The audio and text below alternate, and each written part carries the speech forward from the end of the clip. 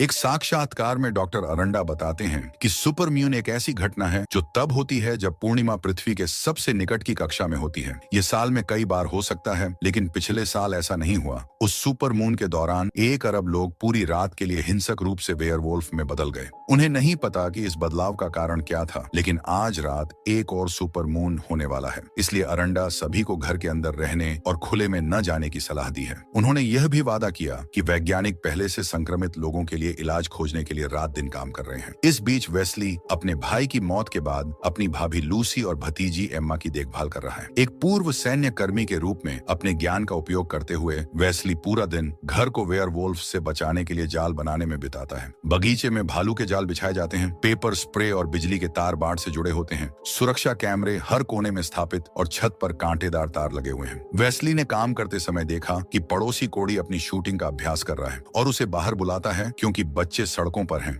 लेकिन कोड़ी को परवाह नहीं है, वह प्रशिक्षण लेना चाहता है क्योंकि उसने देखा है कि वेयरवुल्फ पहले से ही जापान और ऑस्ट्रेलिया में आतंक मचा रहे हैं। उसी समय रीगन नामक एक और पड़ोसी एम्मा को खुश करने के लिए कुछ कुकीज लाता है क्योंकि आज उसके पिता की पुण्यतिथि है। उसका धन्यवाद करने के लिए लूसी उसे कुछ अतिरिक्त बैटरी और काली मिर्च स्प्रे देती है। रीगन के जाने के बाद वेस्ली घोषणा करता है कि घर को शेष दिन के लिए बंद रखना चाहिए और लूसी के साथ फिर से नियमों पर चर्चा करता है। उन्हें किसी के लिए भी दरवाजा नहीं खोलना चाहिए, कोई शोर नहीं मचाना चाहिए, ध्यान आकर्षित नहीं करना चाहिए और गोली चलाने में संकोच नहीं करना चाहिए। क्योंकि वेस्ली रोग नियंत्रण केंद्र या सीडीसी के लिए काम करता है, वह आज रात ड्यूटी पर है और जाने के लिए एम्मा और लूसी से माफी मांगता है। उसके जाने के बाद लूसी सभी दरवाजे और खिड़कियां बंद कर दी हैं। शहर में सेना ने सड़कों पर कब्जा कर लिया है। कर्फ्यू लगने वाला है, इसीलिए बसें बेघर लोगों को उठाकर आश्रय गृहों में भेज रही हैं। वेस्ली को किसी ऐसे व्यक्ति पर संदेह है जो अजीब दिखता है और निराशावादी संकेतों को देखकर घबरा जाता है। जब वेस्ले सीडीसी सुविधा में पहुंचता है